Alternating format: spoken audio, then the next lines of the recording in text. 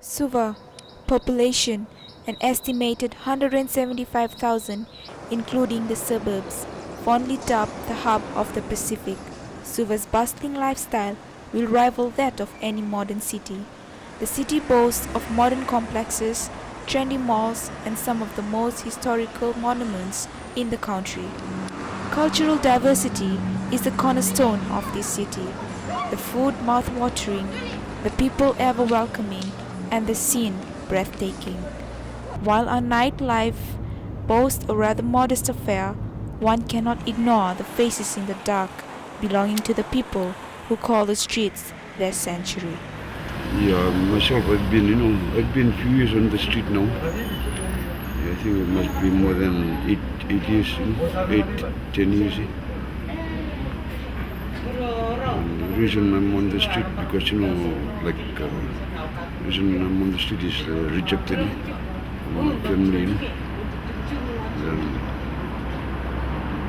and I'm still on the street, and then, that's how I survive, What I've done with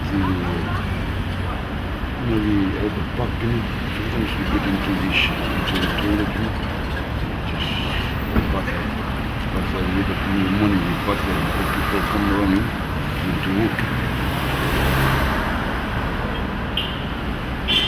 Then the washing, once we see our pipe, is free, that time we do our washing. And at the same time we do our cooking. We should do cooking. We'll all street guys. Then we'll all through put in for something.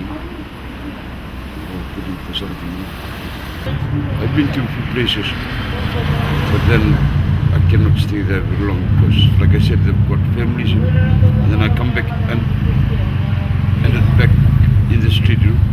See, I've been here a few weeks. Sometimes I usually change my location because sometimes we get chased by cops or we sleeping. The morning we are looking around.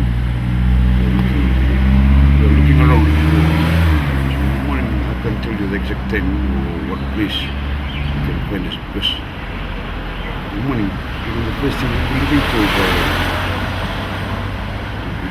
breakfast. While Wipri's story is not unique, it does resonate with people who have come to accept the nomadic life that the streets have to offer. Yeah, now I think 6 months. 6 months? Well, I was working toilet and I don't want to steal. I left home. I stayed 6 months. I'm feeling I don't feel like I got the health welfare. It's an issue that social welfare has tried to address.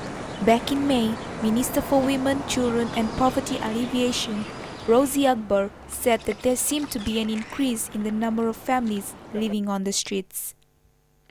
With families playing a huge role in our communities, Director of Social Welfare did not mince his words when he spoke to us. The other way that we have is some of these people, because of their situation, we try to assist them with the programs that we have. For example, we have these social pension schemes, the social protection programs, where they can be assisted through monthly with grants of funds that the department gives to poor families, including those who have verified that are homeless and are poor and don't have any support. So we assist them through our programs, and we try to assist them through that.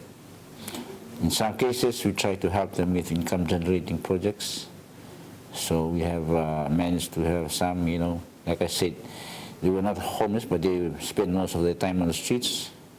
So we try to help them with income-generating projects. I think the issue here is not really about government doing nothing. The issue here, this is a community thing. And so, for example, I said earlier, that they have families.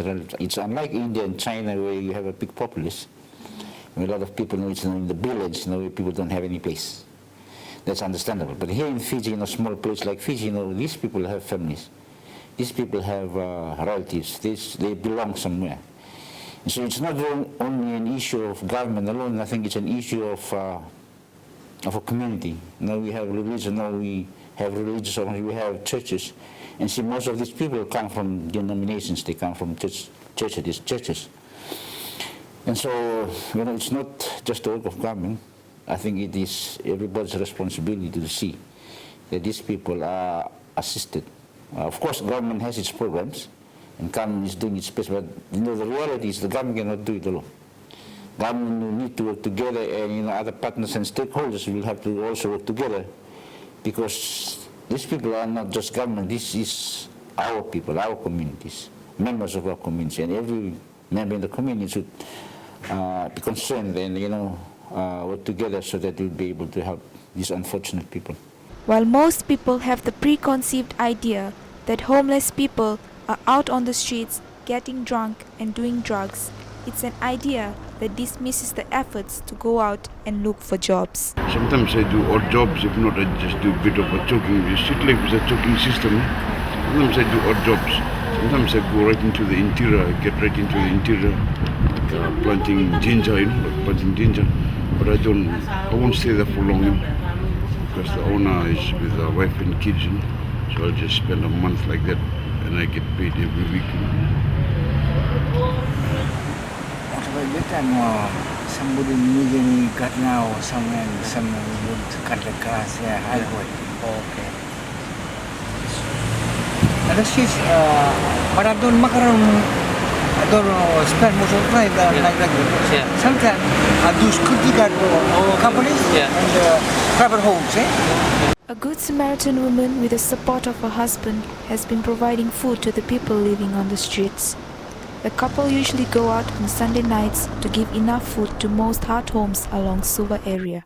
Thus, in spite of social welfare's comments made on the government, stakeholders and communities coming together to address the issue of homeless people on the streets, we witnessed the Good Samaritan couple were the only ones providing food for the homeless. We just felt that we had the means to provide them with food, so we started cooking. There was a few families joined together, and then we would cook on Sunday and bring them food.